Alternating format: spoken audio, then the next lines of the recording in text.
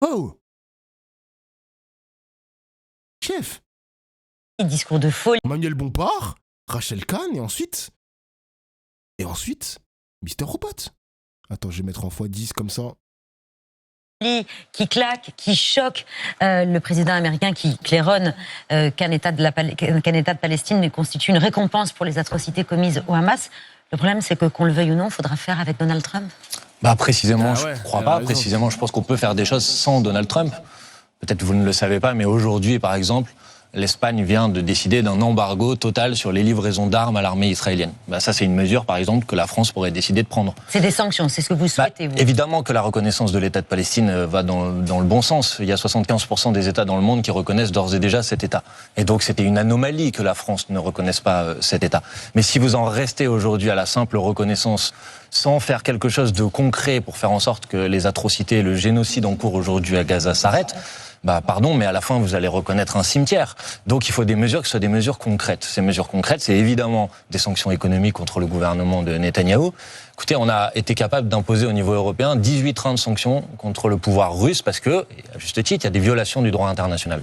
Monsieur Netanyahou viole tous les jours le droit international. On n'est pas capable aujourd'hui d'avoir un train de sanctions contre le gouvernement de monsieur Netanyahou. Il faut décider d'un embargo sur les armes, il faut suspendre l'accord de coopération économique qui existe entre l'Union européenne et Israël, et pour ça, on n'a pas besoin de l'autorisation de Donald Trump. On revient à Trump parce que les armes utilisées par Israël, elles sont américaines. Non, pour pas l'essentiel. seulement.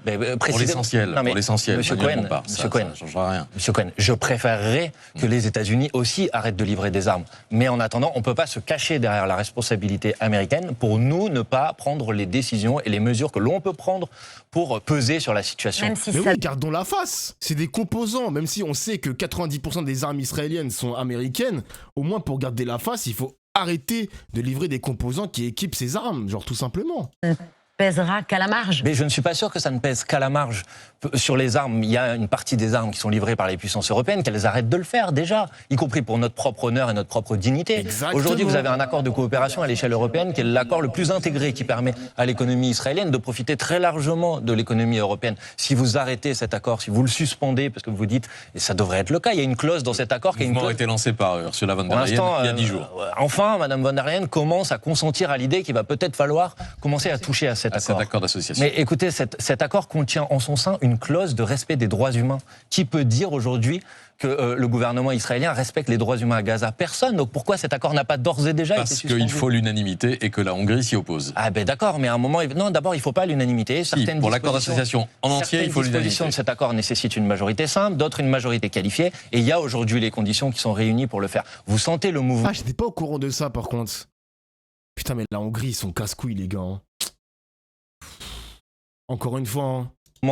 Des populations, des peuples européens pour dire enfin il faut faire quelque chose. Enfin on va pas vivre pendant des années et des années avec cette culpabilité, ce sentiment de n'avoir rien fait alors qu'on avait des leviers pour agir. Dimanche soir, les drapeaux palestiniens et israéliens reliés par le dessin d'une colombe tenant dans son bec un rameau d'olivier ont été projetés sur la Tour Eiffel. Jean-Luc Mélenchon a dénoncé une décision de la mairie de Paris consternante de stupidité. Il a même ajouté que le nini devient un en même temps dégoûtant. Pourquoi? La solution à deux États, c'est pas ce que vous voulez? Mais évidemment que moi je suis favorable et partisan de la solution à deux États, mais c'est pas de ça dont on est en train de parler là. On est en train de poser des actes symboliques, qui sont des actes de solidarité, et dans ces actes symboliques, vous pouvez pas mettre sur le même plan l'État qui aujourd'hui commet un génocide et la population qui en est victime. Or, quand vous mettez... Si, monsieur Cohen. Non, vous confondez l'État et le gouvernement. De la même façon que vous reprochez aux autres de confondre le Hamas et les Palestiniens. Non, précisément pas, monsieur Cohen, mais je vais vous montrer pourquoi votre raisonnement ne tient pas la route. Parce qu'à aucun moment vous auriez imaginé mettre sur le drapeau d'une mairie et le drapeau ukrainien et le drapeau russe. Vous ne l'auriez pas fait. Vous ne l'auriez pas proposé. Alors pourquoi, quand il s'agit du drapeau israélien et du drapeau palestinien, vous considérez qu'on peut mettre les deux? Pourquoi Parce que la solution politique, c'est une solution à deux États, précisément. La solution de règlement du conflit entre l'Ukraine et la Russie, elle ne passe pas par la disparition de l'un des deux. La Russie, elle ne veut qu'un État. Hein. Non mais, la Russie voulait envahir l'Ukraine. Ne changez pas de sujet, c'est pas ce dont on est en train de parler. Après, désolé, mais Israël aussi veut un État. Hein. Non, franchement, là, Patrick Cohen, vous êtes un peu nul là. Israël ne veut qu'un État. À un moment donné, les Français, vous devez comprendre que Israël ne veut pas de la Palestine. Netanyahou l'a dit lui-même, il n'y aura pas d'État palestinien, donc lui aussi veut un seul État. Vous êtes trop con, monsieur. Ce que je vous dis, c'est que non, mais il y a effectivement qu'il y a une injonction à choisir un camp. Mais précisément l'inverse, madame. Si vous voulez arriver à une solution à 2 États, vous devez arrêter le génocide. Enfin, vous comprenez de quoi on est en train de parler? C'est pas seulement mes mots à moi. L'action du gouvernement Netanyahou, pas effacer l'État d'Israël. Mais qui a proposé chez moi d'effacer l'État d'Israël? Vous dites que le drapeau n'a pas la place. Non, mais arrêtez. Vous n'allez pas valoriser en ce moment un État dont le gouvernement commet un génocide. À quel moment j'ai défendu dans mes prises de position politique l'effacement ou la négation de l'État d'Israël? Jamais, monsieur Cohen. C'est pas de ça dont on est en train de parler. On est en train de parler en ce moment, de poser un acte symbolique. Et sur cet acte symbolique, vous n'allez pas donner sur le même plan l'État qui est coupable et la population qui est victime. L'État n'est pas coupable. Bah si, aujourd'hui, par l'intermédiaire de son gouvernement. Oui, mais d'accord, mais j'aime trop se cacher derrière le mot gouvernement. C'est pas les Israéliens, c'est pas le drapeau israélien, c'est pas l'État, c'est uniquement le gouvernement. Arrêtez les journalistes. Pourquoi vous êtes cons comme ça, wesh? On se tape. Déjà qu'on se tape BFM TV, CNews avec leurs questions de merde. Mais si le service public est aussi que des cons...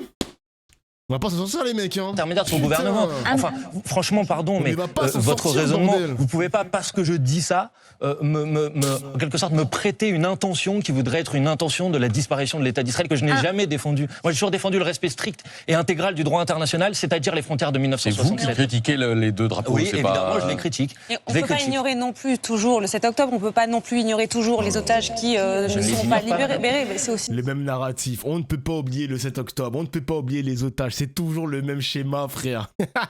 Vous voyez pourquoi des fois je vais pas juste regarder le service public? En fait, on se mange le même narratif sur BFM TV, CNews, on se mange encore la même chose sur le service public. Encore et encore et encore. Vous me faites chier, vous m'emmerdez. Pour ça qu'on a envie de mettre les 2 drapeaux. Avec une colombe à la J'ai une question à vous poser. Mais je voulais passer à autre chose. Je te la pose rapidement, madame. Madame, à quel moment y a-t-il eu des libérations d'otages depuis le 7 octobre? Quand il y a eu un cessez-le-feu et une négociation dans laquelle il y a eu des échanges entre les otages et les prisonniers politiques palestiniens. Précisément, si vous voulez obtenir la libération des otages, vous devez vous battre pour un cessez-le-feu. Et d'ailleurs, les familles des otages en Israël, et là je suis d'accord avec M. Cohen, manifestent pour demander un cessez-le-feu. Parce que les familles, elles ont bien compris que si elles veulent voir les otages revenir le plus rapidement possible, il faut un cessez-le-feu. Et que c'est pas l'intervention militaire complètement folle et le génocide engagé par Netanyahou qui va permettre d'obtenir la libération des otages. Un mot sur cette tribune publiée ce week-end. Une vingtaine de personnalités demandaient à Emmanuel Macron de conditionner la reconnaissance de la Palestine à la libération des otages et au démantèlement du Hamas. Parmi les signataires, Charlotte Gainsbourg. Votre eurodéputée Rima Hassan a réagi sur les réseaux sociaux en indiquant que l'actrice et chanteuse suit sur les réseaux sociaux le compte de l'armée israélienne. Oh, les gars. Le chat. C'est pas une rediffusion, le chat. Vous étiez là hier. BFM TV a attrapé Manuel Bompard pour le même truc. Ceci n'est pas une rediffusion, le chat. C'est la réalité, mon gars. Vous étiez là hier, vous étiez là en plus. Et un autre compte pro-israélien. Depuis, elle subit, Charles Gainsbourg, une campagne de haine sur les réseaux sociaux. Même si on n'est pas d'accord avec les choix des comptes qu'elle suit, est-ce que on ne fait pas de Charlotte Gainsbourg une cible? Non mais attendez, vous ne pouvez pas mettre sur le même plan un tweet, une protestation de Rima Hassan ou de quelque élu que ce soit de la France Insoumise qui dénonce une position politique, ça participe du débat.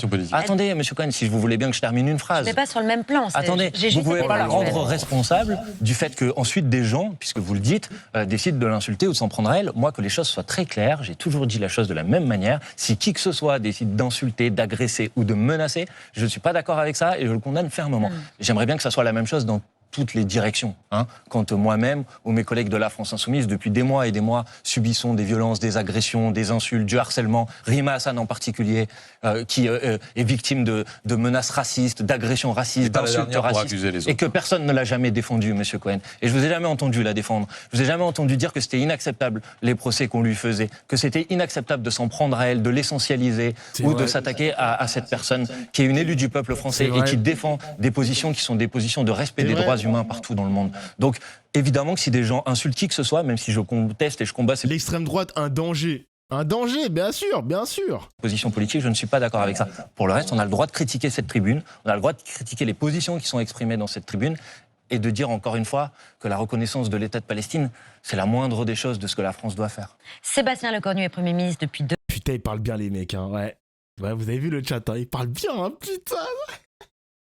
Les gars, ça va faire 1 an. Il faut que j'ai Emmanuel Bompard en... Il faut que je l'ai en interview, les mecs. Il faut que je l'ai en interview 1 an jour pour jour. Il y a 1 an jour pour jour, j'ai eu Emmanuel Bompard. Il faut que je le chope. Il faut que j'essaie de le choper, mon gars. Je vais attraper...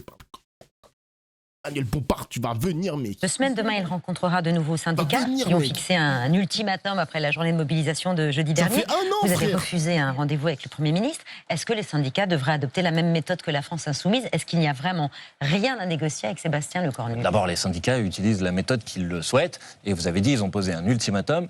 Et leur ultimatum est associé à un certain nombre de revendications. Et dans ces revendications, il y a le fait que l'année blanche qui était prévue par M. Bayrou et qui est toujours sur la table soit annulée, que le doublement des franchises médicales soit annulé. Ils demandent l'abrogation de la réforme des retraites. Bref, ils posent un certain nombre de revendications. C'est leur droit. Maintenant, ce que je crois, moi, c'est que M. Lecornu ne satisfera pas ces revendications. Parce que si M. Lecornu a été nommé, c'est précisément pour assurer la continuité de la politique d'Emmanuel Macron. Donc c'est la raison pour laquelle nous, on ne veut pas semer d'illusions et faire croire qu'on pourrait s'arranger avec M. Lecornu alors que ça ne sera pas le cas. Le Parti socialiste estime, lui, qu'il peut obtenir des concessions de la part du nouveau gouvernement, notamment pour taxer les ultra-riches, et ça fait réagir le patronat, Pierre. C'est le moins qu'on puisse dire, puisque ce matin, on va l'entendre, Patrick Martin, le président du MEDEF, a annoncé un énorme meeting pour se faire entendre. Nous devons revendiquer la contribution essentielle qui est la nôtre au bien public. Il y a une forme d'effacement de la réalité, peut-être de la vérité, et que circulent frénétiquement, avec un niveau de décibels extrêmement élevé, certaines thèses, certaines théories qui sont dangereuses, qui peuvent être dangereuses, qui sont dangereuses d'ailleurs, y compris pour nos entreprises. Moi, je ne sais pas danser la Zuckmania. Et je n'ai pas l'intention de m'y adonner. Nous organiserons, toutes organisations patronales confondues, un énorme meeting dans quelques jours pour dire positivement, pour dire joyeusement ce que nous sommes et ce que nous sommes fiers d'être. Vous serez d'accord que les propositions du Parti socialiste ne sont pas prises à la légère par le patronat? Enfin, les propositions, je ne sais pas pourquoi vous dites que c'est les propositions du Parti socialiste. Vous savez, la première fois que la taxe Zuckman, puisque c'est de ça dont on est en train de parler, a été adoptée à l'Assemblée nationale, puisqu'elle a déjà été adoptée à l'Assemblée nationale, la première fois c'était dans la discussion budgétaire l'année dernière, et c'était sur la base d'une proposition de la France insoumise.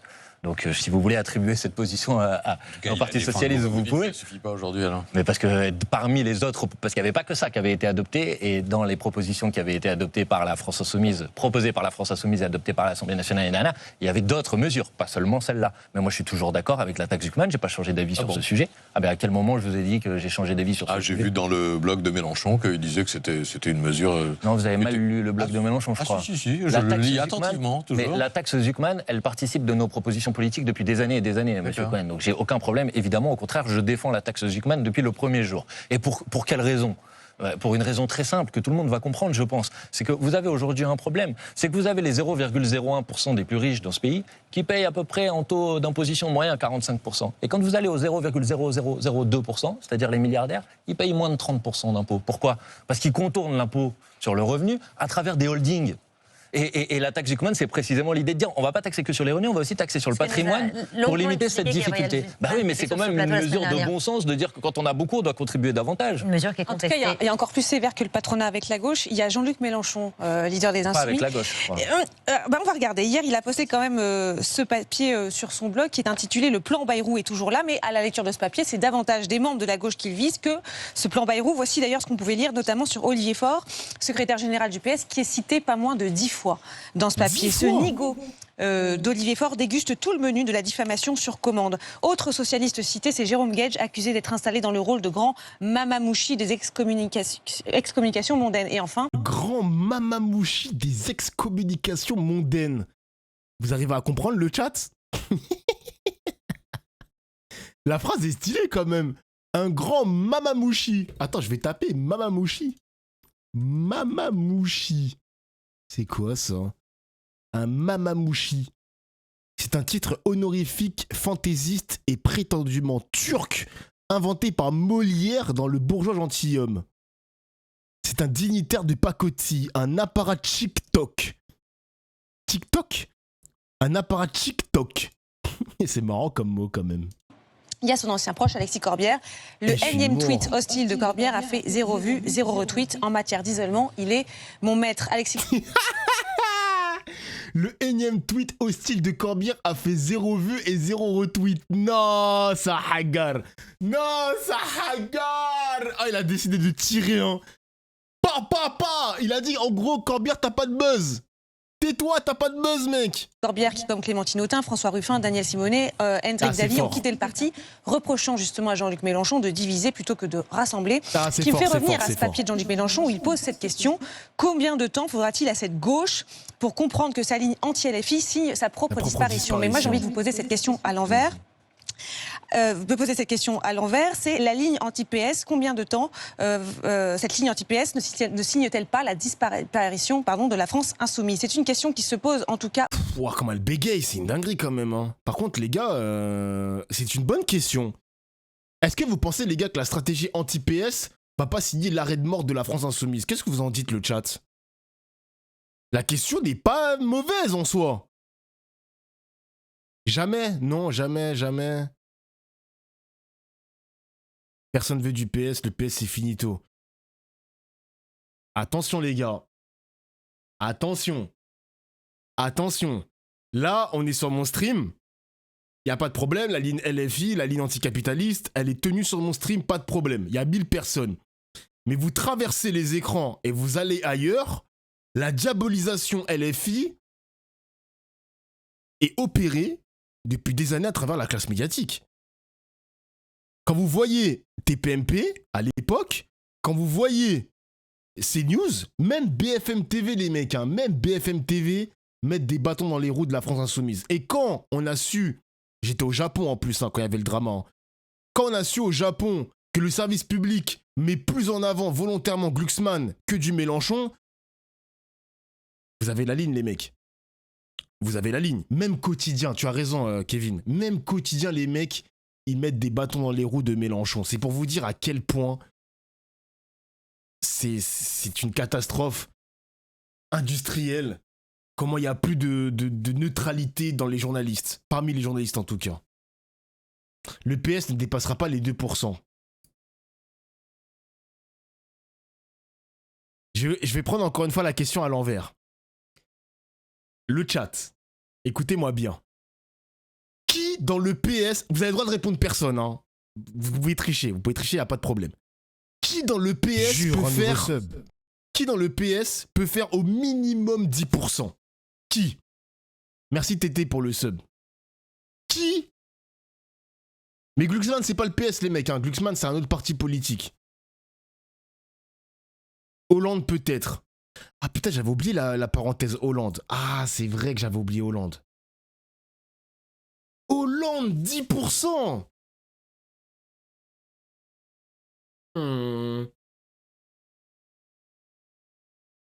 Glucksmann peut être investi par le PS. Mais le chat, je vais vous dire quelque chose. Hein. La gauche, en excluant LFI, étaient tous pour une primaire. Rappelez-vous bien les mecs, hein. Ils voulaient tous une candidature unique à gauche en dehors de Mélenchon. Glucksmann joue sa partition tout seul. Olivier Faure, j'ai l'impression qu'il va jouer sa partition tout seul.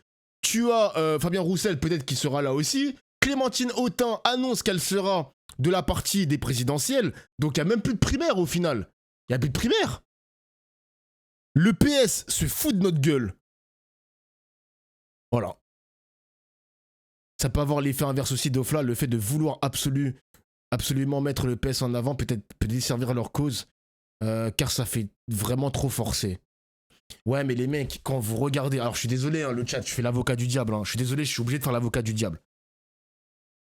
Je sais que vous êtes fan de LFI sur mon chat. Pas tout le monde, mais une grande partie. Le problème, les gars, c'est que quand vous regardez la classe politique actuelle, quand vous prenez en compte cette diabolisation de la France insoumise, il reste qui à voter? Je suis pas pessimiste, les gars, je vous dis juste la réalité des faits. Les gens voudront forcément voter pour Dominique de Villepin parce qu'ils refusent de donner une seconde chance au PS. Ils refusent de donner une seconde chance au PS, les mecs. Ça va être un crève-cœur pour la gauche française d'aller voter pour un Hollande. C'est ça que je suis en train de vous expliquer. Moi, De Villepin, je signe, voilà. Moi, je vous ai déjà dit, les mecs, hein, un De Villepin à 10%, ça me choquerait pas.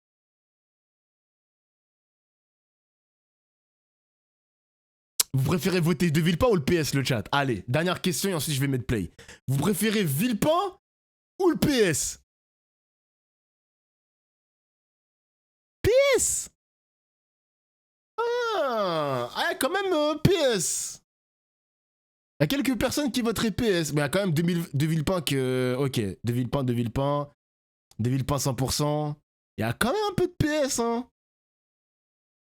Je m'abstiens. Excellente réponse, les gars, l'abstention. Excellente réponse, l'abstention. N'empêche, hein, Dominique de Villepin, il a réussi à capter les musulmans anti-LFI et anti-PS. Très fort. Franchement, la stratégie de Villepin, elle a fonctionné, les mecs. Hein. Elle a vraiment fonctionné. Merci Wassimu pour le sub. Merci, mon gars. Aussi, quand on voit les réactions à ces propos chez nos téléspectateurs qui sont à quelques exceptions près unanimes.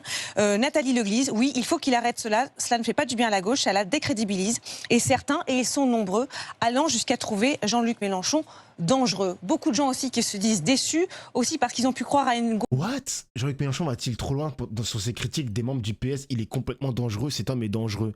Mais le problème... Et en plus, Eddy, vous connaissez Eddy, le mec qui est tout le temps sur mes streams, etc., et même la Zawa Prod. Ils disent que les conflits politiques dans la gauche doivent opérer. Parce que la gauche contre l'extrême droite, bon, on va pas se mentir, les gars, c'est bien marrant. Mais il faut critiquer les partis politiques entre la gauche. Le PS, le NPA, Place Publique, le parti de Clémentine Autain avec les Corbières et je sais pas quoi, Raquel Garrido, LFI. Il faut se critiquer aussi entre gauchos. Genre, je suis désolé, ils disent que Mélenchon est dangereux, mais excusez-moi.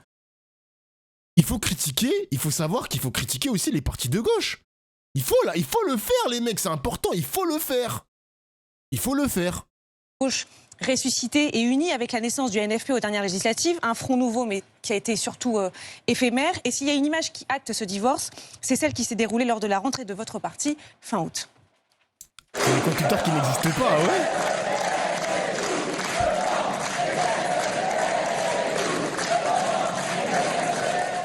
Autrefois, donc des chants qui ont fait réagir à l'époque le secrétaire PS Olivier Faure, qui disait « Autrefois, la gauche radicale chantait la jeunesse emmerde le Front National. Aujourd'hui, visiblement, elle préfère détester le PS et applaudir un LR. » Mais est-ce que vous ne vous êtes pas trompé d'ennemi? Mais madame, en fait, moi, le Parti Socialiste n'est pas mon ennemi. Je ne sais pas qu'est-ce qui vous permet de dire ça.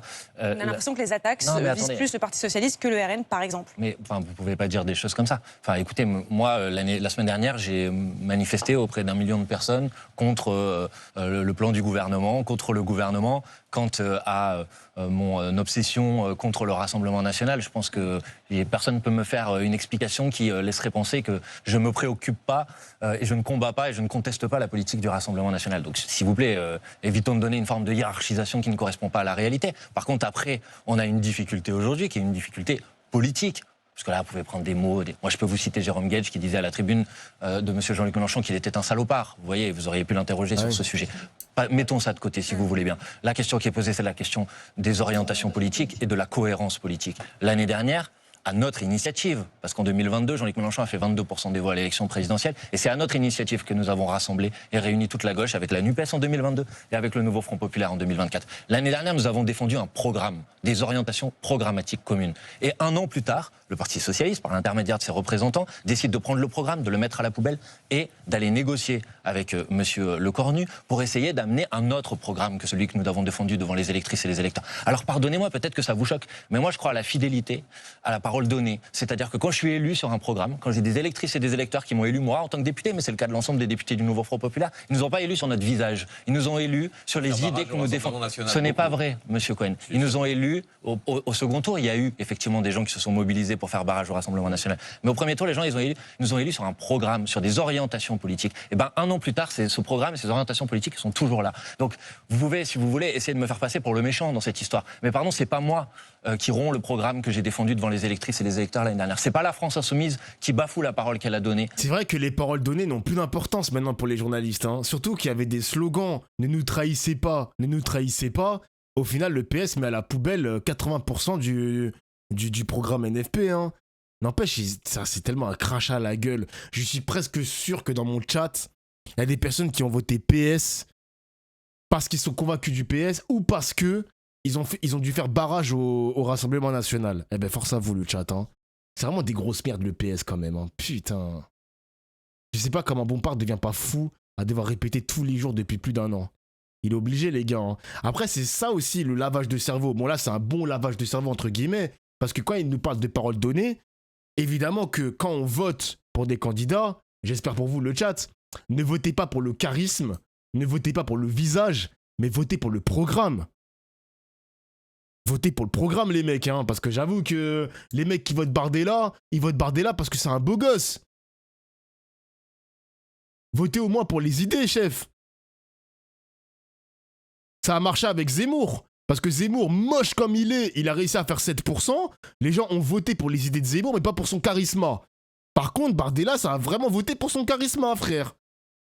Pitié, genre, ce n'est pas une élection de beauté, exactement. C'est pas Miss France, c'est pas Mister France. C'est du sérieux, gros. C'est du sérieux, frère. Si Marion Maréchal fait 20%, c'est pour ses pieds. C'est pas pour son programme. Donc, à un moment donné, les gars, faut arrêter les bêtises. Votez pour le programme. Ok? Il a le charisme d'une moule. Et les gars, s'il vous plaît. Et s'il vous plaît, les gars. Quand on a les interviews de Bardella sur TikTok, les meufs de 14 ans, de 16 ans, de 18 ans, ils disent « Eh, Bardella, il est super beau, ah, il est trop beau gosse !» S'il vous plaît, pitié, genre. Pitié. Genre, pitié. Pitié, pitié, pitié. Bardella, beau gosse. Pitié, genre. Incroyable, ça. Ouais, bah, elle vote pas. Bah, dans 2 ans, si. 16 ans, 18 ans, ils peuvent voter, hein. Ils vont voter. Bon, est-ce qu'on peut avoir Rachel Kahn pour conclure ce stream?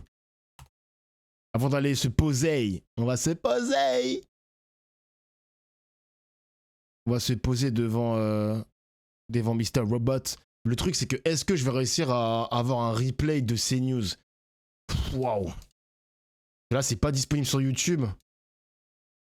CNews. Oh là là là. Savoir que mon papa... Attendez, excusez-moi. Ouais, c'est écrit en gros le reportage. OQTF, police 21, c'est tellement gros, frère. Est-ce que vous vous rendez compte que le nom du reportage est plus gros que le logo CNews? Regardez le chat. Le logo est plus gros que celui de CNews. Non, c'est grave, les gars, c'est grave, c'est très grave. Non, if I speak. C'est vraiment des gros racistes, putain. Aïe, aïe, aïe, aïe, aïe. Alors, attends. C'est quoi le nom de l'émission? C'est 100% politique, je crois. 100% politique. Est-ce qu'on peut avoir un replay? Émission du 22. Bonsoir à tous, bienvenue. Ta gueule, toi. Rachel Kahn. Elle pleure à quel moment, là? Et... Bon, on va faire un truc simple. Attends. On va prendre... Je vais isoler 2 personnalités. Rachel Kahn et l'autre gros bâtard de Eric Tegner. Et après, on va s'arrêter là pour ce soir. Je vais pas trop vous infliger tous ces news là parce que l'émission dure 2 heures, frère. Je pense qu'on va vous éviter... Je vais vous éviter ça, le chat. Hein. Enfin, on va écouter Rachel. Ah, vous êtes trop pressés, les mecs. Ah, vous êtes trop pressés, les gars. Je vous suis pas spoil Rachel Kahn toute la journée. Ça y est, ça y est, ça y est, ça y est, ça y est, ça y est, ça y est, ça y est. Ça y est, ça y est, ça y est.